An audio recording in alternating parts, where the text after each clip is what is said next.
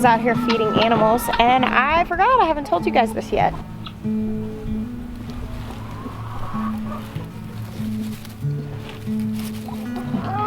have chicken eggs again. It's pretty cool, huh? Yeah, I'm excited to be eating our eggs again.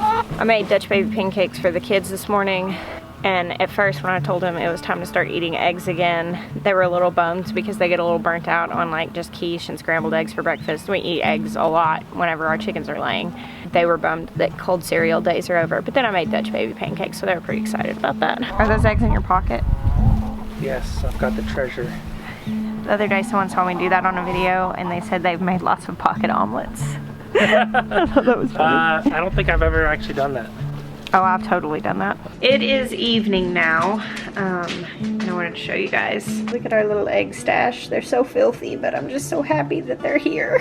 I just pulled dinner out of the oven, lasagna. Do you like lasagna? But first, what are we gonna do? Check my tumbler machine. Your tumbler machine? Toby got a rock tumbler for Christmas, and we are now about to go check the rocks and change the grid out. They've been through 2 cycles already, and they have 2 more to go, but we're pretty excited. Each cycle takes 7 days, and it's a really long time whenever you're 6 years old. So let's go downstairs and check that out. Hold on. I actually put it in last time. Okay, here, you take it in there and rinse them off. Did you get the little colander thing? The little thing we rinse it with. Here. This is so fun. There it is. There it is, right here. This is so fun, Mom. You think so? Isn't it exciting? Yeah, I already done this once. Hey, where's the booklet so we know which are which? Look, get the little booklet out that has the list of rocks. Yeah. Bring that in here so we can know which ones they are. So, I'm actually bringing you guys in my laundry room, which is one room that I thought I would probably never shoot a video in. Now, this process started with stones that came with the kit and look like this. And on the first step, we put in what? What did we put in the first time? Rough grit. We put in the rough grit. Now, which one? And then last time we put in a finer grit. Hey, so what do you guys think it's going to look like? I don't know. Red and white and green. Okay, so we're going to rinse these off now, and the kids are going to get to look at them for the first time in a week.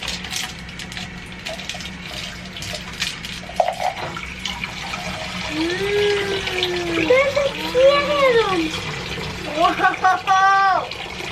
That is so pretty. I still have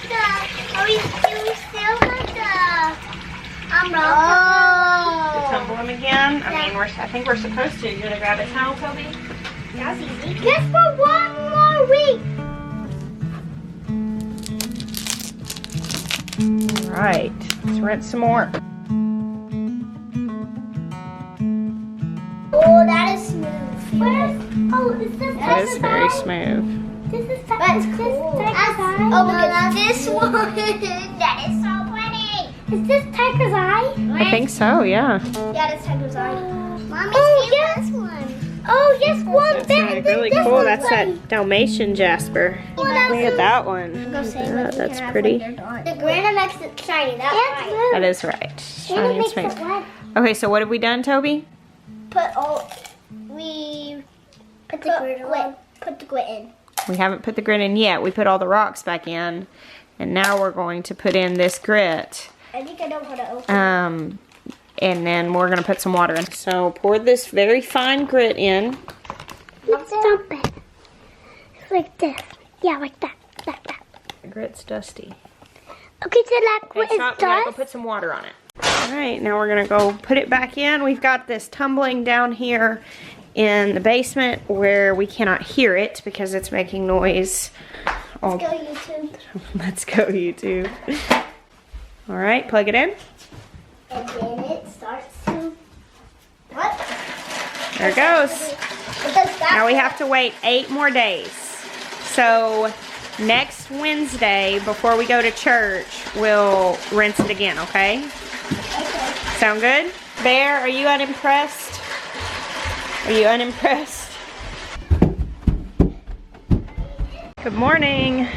It's the next morning, and I am about to head out and check on my goats. I know I don't have any baby goats yet because I looked out this morning and I saw both of them. I've been checking on them morning and night, and so far nobody has shown any signs of being like super near labor, but they're both definitely getting close and they're in the window that I know that they are possibly due. I actually started putting the footage together that I shot last night of the kids, and I wanted to clarify about the rock tumbler because it's so weird when you have a big like YouTube channel, because people want to send you things to review, and I love that. I think it's a really awesome opportunity to get the word out about great products, but sometimes I'm showing you guys stuff that, I mean, I just bought because that was what that rock tumbler was. I mean, I just found it on Amazon, bought it for my kid for Christmas. I personally love giving my kids gifts that are not a screen, that it's something that can engage their mind, give them cool experiences. So I thought that was a really cool idea, and that's why I wanted to share it with you guys. They have loved the process, and so I know a lot of you might be parents or grandparents looking for something that can teach kids and not just occupy them. Hello, sweet girls. Everybody just hanging out, chewing cud. So these ladies' ligaments are pretty loose, but I can still feel them. I feel like I don't feel a lot on Maggie, but gosh, it's just so hard to say. Some of my goats like are just billboards when they're about to give birth, and it's just like, okay, you absolutely 100% know. Maggie has probably been my hardest one. Now, she's only kidded once before. It was 2 years ago. I did not breed her last year. She gave me a really hard time. I was actually looking back at pictures yesterday trying to be like, okay, what does Maggie's udder look like full? Maybe that'll give me a clue, but I watched her every day for a month last time thinking she was gonna be super close, and then still walked out one morning and there were 2 kids on the ground.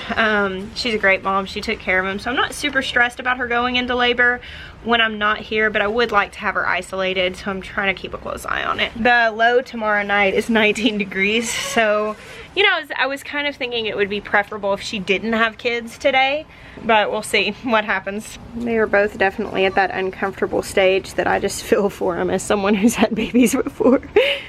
Let's go deck into the greenhouse real quick. There won't be anything new going on in there since yesterday. Windy. Well, it's about 45 in here, which is actually not as warm as I would like. That's a little cool for germinating.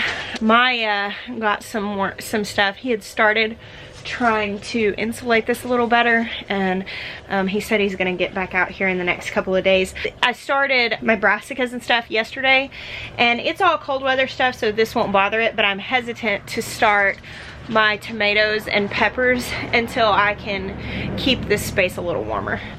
Okay, so I have a confession. In years past, as a beginning homesteader, and especially dreaming whenever I was just doing a little bit in town, a little bit of gardening, and you know, a little bit of this and that, I have dealt with miserable impatience in January and February. I'm talking, I, you know, breathed and ate and dreamed, planning and waiting for the spring to come. And it's funny, it kind of snuck up on me last year. I was just so anxious and so ready, and I was, you know, living in my seed catalogs and drawing my garden over and over again, and I was just so absolutely miserable in waiting for the spring. And it hit me about 3 weeks after the goats began to kid, and I was out there at night and I was milking and I was working in the greenhouse all day and cleaning out the garden all day, and I spent my first like couple of solid days of really hard work in the spring, and I thought, oh yeah, like this is hard. This is a hard thing. And I don't know what it is. I think that yearning in the winter kind of makes you forget how hard the work can be. And it was the strangest thing. I thought, you know, why didn't I rest more? Why didn't I take a breath more? Why was I so raring up to go that I didn't actually embrace the value of the winter months? And I've been trying so hard to be present this year, And like today, it's cold. We have this cold front coming in, and I know for some of you up in the north, you're like, ha, low of 19. That's not a cold front. Like, I just don't know how you people survive in northern states. I am an Arkansas girl, born and raised. When it drops down into the teens, I'm like, oh God, stay inside. But I really, like, this cold front's coming in, and you know, we've got sleet or snow kind of back in the forecast, and I don't know, the next few days are not outside days for me. And instead of being so anxious to get to the outside days, I am being thankful. I'm gonna start some fermenting and rebrew some kombucha and restock up the elderberry syrup and take the time of being inside, spend time with my babies, looking up the rocks in their tumbler, and just and take a break to really utilize this season of rest. Because I know I call the garden dead, and the plants in the garden are dead largely, but everybody always corrects me and they say, no, the garden's sleeping. And that's true. The garden is resting. It needs this season of rest, and so do we. So for those of you who are just chomping at the bit and raring to go and so ready, remember that this is our season to learn new things, and this is our season to do things that we're not gonna have time to do in 6 months. So this summer is busy, and so yeah, that's what I'm really trying to keep my focus on. I may be singing a different song come March, we'll see, but as of today, I'm embracing January and embracing all that entails. So I'm gonna head back in my house where it is warmer than in here, and I just thank you guys for hanging out with me today. I bless you. Until next time.